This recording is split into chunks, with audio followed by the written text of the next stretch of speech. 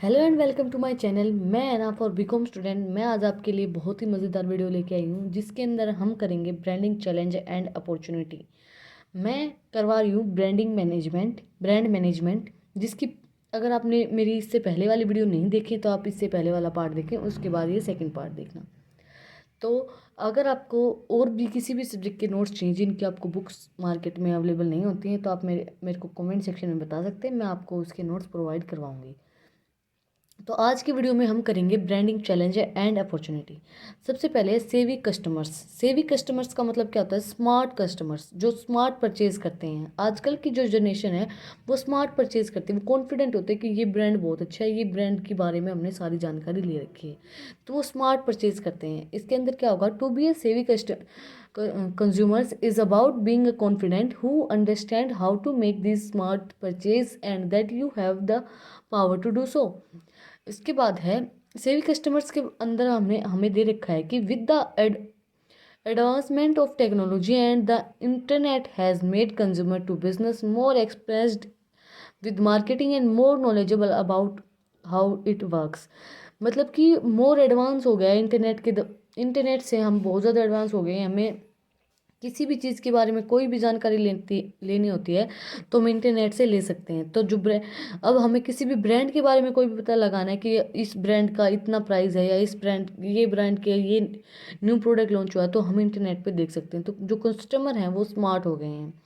उसके बाद है ब्रांड प्रीलिफ्रेश प्रीलिफरेशन प्रीलिफ्रैक्शन। सॉरी मेरी टंग स्लिप हो गई थी।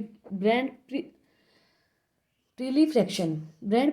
प्रीलिफ्रैक्शन का मतलब क्या होता है कि is the opposite word of brand extension. Brand extension का अपोजिट वर्ड होता है। In the other word the firm has several brands in the same product category.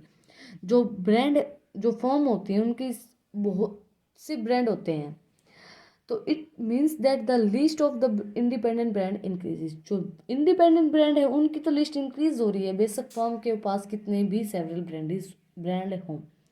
तो इसके अंदर दे रखा है जो हमें वो पढ़ती हूँ मैं अब। Another important change is the brand environment. Brand environment के अंदर क्या अनदर इम्पोर्टेंट चेंज आया है? Is the proliferation of the new brands and products by the rise in the lines and brand extension। brand extension मैंने आपको बताया जो opposite word होता है प्रीलिफ्रैक्शन का। इसके बाद as a result brand name में भी identify with the number of variety. जैसे कि इसमें बताया गया है कि हर एक फार्म के अलग अलग कैटेगरीज होती हैं हर एक ब्रांड की। मतलब अलग अलग, जैसे एक ब्रांड के वो जूते भी निकाल देता है, कपड़े भी निकाल देता है, तो अलग अलग कैटेगरी होती हैं। इसके बाद है मीडिया फ्रेगमेंटेशन। मीडिया फ्रेगमेंटेशन के अंदर क्या आएगा? Another impact in the marketing environment और erosion of traditional advertisement media and the rise of. जैसे मीडिया के अंदर मतलब अब अलग अलग एडवर्टाइजमेंट होने लगी हैं, ट्रेडिशन बढ़ गया है, प्रमोशंस बढ़ गए हैं। मीडिया के अंदर बात आ जाती है, जैसे अब प्रमोशन करने लोग जाते हैं, जैसे कपिल शर्मा शो के अंदर या फिर न्यूज़ पे जैसे एड्स देते हैं कि हमारी ये पिक्चर आ रही है या ये आ रही है।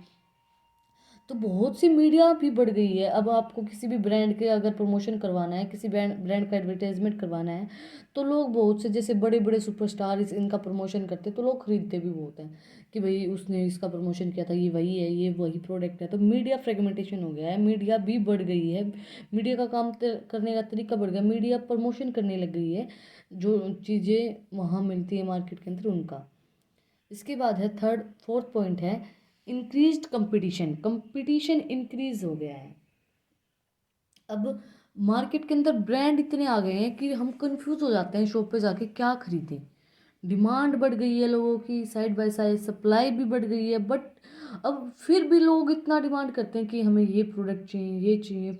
मार्केट के अंदर इतनी तरह के प्रोडक्ट अवेलेबल होते हैं और फिर भी मतलब पसंद नहीं आता। और ऐसा मेरे साथ भी बहुत बार होता है। जैसे अगर मैं कहीं, मेरे को सबसे ज़्यादा चप्पल पसंद है, जैसे स्लीपर्स जो होते हैं फ्लैट चप्पल, तो वो जैसे मैं देखती हूँ वैसी मुझे मिलती नहीं है, तो बहुत सी परेशानियाँ होती हैं। जैसे अब वही बात है, डिमांड बढ़ गई है, अब ऑनलाइन चीज़ें आने लग गई हैं तो ऑनलाइन देख लेते हैं, बाहर जाने की ज़रूरत नहीं पड़ती, ऑनलाइन मंगवा लेते हैं अगर पसंद आती हैं तो। तो इसके अंदर दे रखा है increase competition, both supply side and demand side factors are contributed to the increasing competitive intensive. दोनों ही सप्लाई साइड और डिमांड साइड बढ़ गई है, मतलब इंक्रीज करी है कंपटीशन को, डिमांड भी बढ़ रही है, सप्लाई भी बढ़ रही है, तो मतलब कंपटीशन इंक्रीज हो रहा है कि भाई लोगों को अलग मतलब पसंद ही नहीं आता कुछ भी। तो उससे क्या होता है कि मतलब वो बोलते हैं हमें इस टाइप का प्रोडक्ट चाहिए। मार्केट की तो अब मतलब बहुत कम वैल्यू रह गई है। फिर भी जैसे जो हमारी जनरेशन के लोग हैं वो तो मार्केट में ज़्यादा जाते ही नहीं है, लेकिन जो हमसे जो पहली जनरेशन है वो लोग अपना खुद ही सामान लाना पसंद करते हैं ऑनलाइन से ज़्यादा, वो online cost as the competition increase. अब कंपटीशन इंक्रीज होगा तो कॉस्ट भी इंक्रीज होगी। New product has also increase. अब कॉस्ट इंक्रीज होगी, इंक्रीज अगर कंपटीशन इंक्रीज होगा तो ऑब्वियस सी बात है कॉस्ट भी इंक्रीज होगी। अब ये नहीं कहते कि प्रोडक्ट की डिमांड ज़्यादा है, जिस प्रोडक्ट की डिमांड ज़्यादा होगी तो उसकी कॉस्ट भी इंक्रीज होगी। फिर एक greater accountability, stock analyse value strong and, मतलब जो स्टॉक की एनालाइज वैल्यू वो स्ट्रॉन्ग होनी चाहिए। Earning report as indicate of the long term financial health of the firm. अगर हमें लॉन्ग टर्म फाइनेंशियल हेल्थ हमें बना के रखनी है तो जो हमारी अकाउंटेबिलिटी है वो स्ट्रॉन्ग होनी चाहिए। और हमें लंबे समय तक हमारी जो लॉन्ग टर्म बिजनेस है वो चलाना है। तो उसके बाद है लॉन्ग टर्म स्ट्रैटेजी।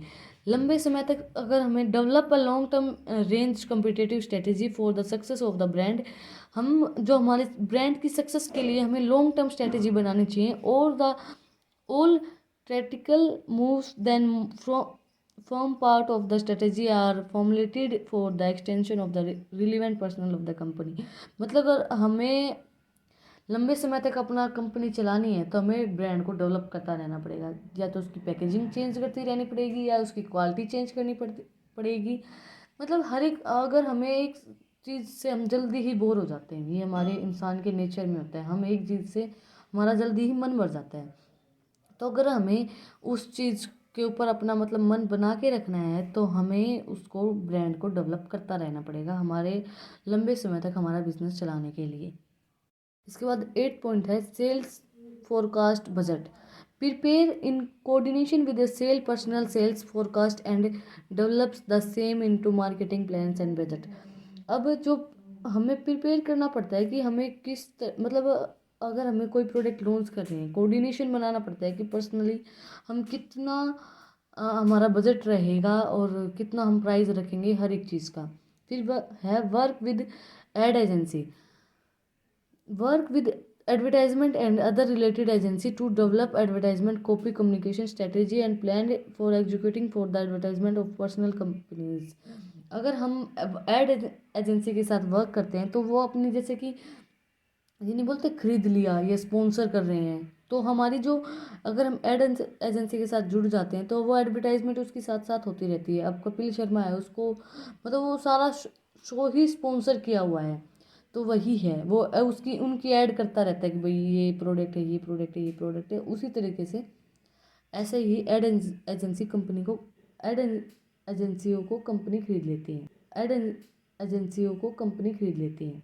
इसके बाद support from sale force and trade, stimulate support of the brand among the sales force and trade members through communicating locally for the rational for brand plans, support from sale force of the trade। अगर आप मतलब इसके अंदर दे रखा है कि जो सेल्स फोर्स है ट्रेड मेंबर्स के लिए उसको अच्छी कम्युनिकेशन होनी चाहिए हमारी एक तो उसके साथ, और उसको सपोर्ट करना चाहिए कि भाई हाँ हम जो सेल्समैन है या सेल्स फोर्स है उन ट्रेड को हम सपोर्ट कर रहे हैं। अगर आपको मेरी वीडियो पसंद आई तो उसको लाइक करें, शेयर करें, सब्सक्राइब करें। अगर आपको और भी मज़ेदार ऐसे ऐसे वीडियो चाहिए तो आप मेरे चैनल को सब्सक्राइब कीजिए, और आप कमेंट सेक्शन में बताइए कि आपको किन सब्जेक्ट के नोट्स चाहिए जो आपको मार्केट में अवेलेबल नहीं होती हैं, वो मैं आपको अवेलेबल करवाऊँगी। Thank you for watching my video.